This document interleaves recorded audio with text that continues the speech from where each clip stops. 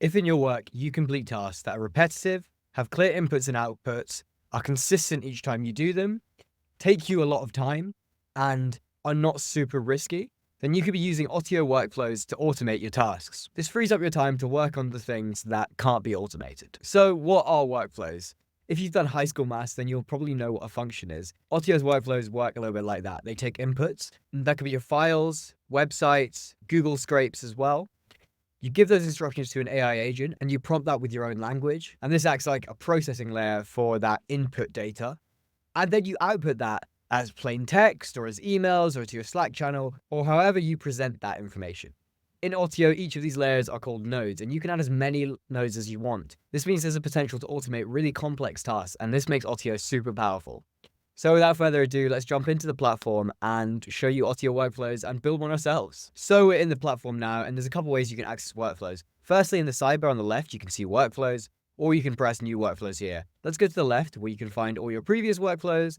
You can also go to the bottom and access our templates. We're always looking to add more templates as well. So if you have any suggestions for those, let me know in the comments below. We can either add templates or we can create a new workflow in the top right-hand corner here. Now, we can either make our workflows automated or manual, and automated workflows will run at a time interval. So if you need something to happen in the background or delivered daily, weekly, monthly, then the automated workflows will be the correct choice here. If you want to execute these tasks on an ad hoc basis, you can create a manual workflow and it will work through that as you please. So one of the tasks that I need to do every day is repackage Otio's blog posts as Discord posts. So let's create a workflow that can help us to do this upon command. We're going to create a manual workflow here for this one. And for this, we're going to parse a website.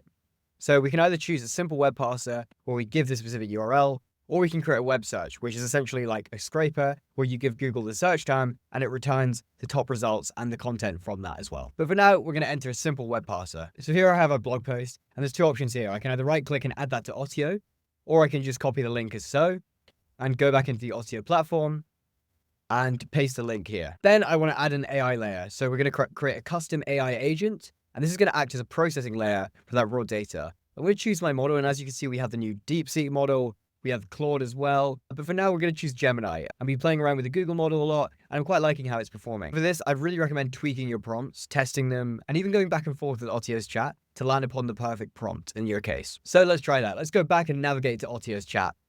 So we go back to the sidebar, press home, and let's expand the chat. So I want to create workflow automation prompt.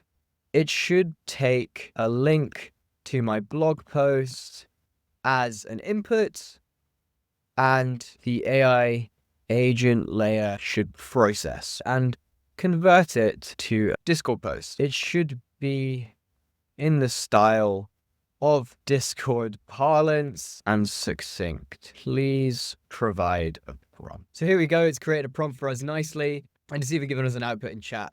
Yo fam, I think this is probably a little bit cringe for the Otio platform, but let's see how the prompt does. We're going to copy the prompt here, go back to workflows, go to the workflow we created, and let's actually label that so we know to come back to it. Discord post creator. And we're going to add the AI layer here, custom AI agent, write the prompt in here. And what we're going to do is reference the data from the previous node in order for it to work. So the web parser is going to be referenced in our AI prompt here. We've given it the structure, and yeah, I think this is going to work okay. I just want it to be a plain text so I can monitor the output and edit it if necessary. So the output is just going to be the AI agent. So let's run that.